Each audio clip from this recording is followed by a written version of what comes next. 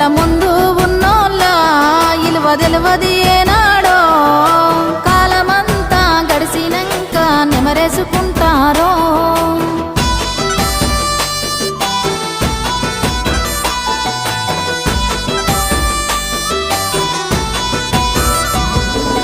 ఇనరా భారత ఈర కుమార ఏరోని హరికథను మన కల్వకుంట్ల కథను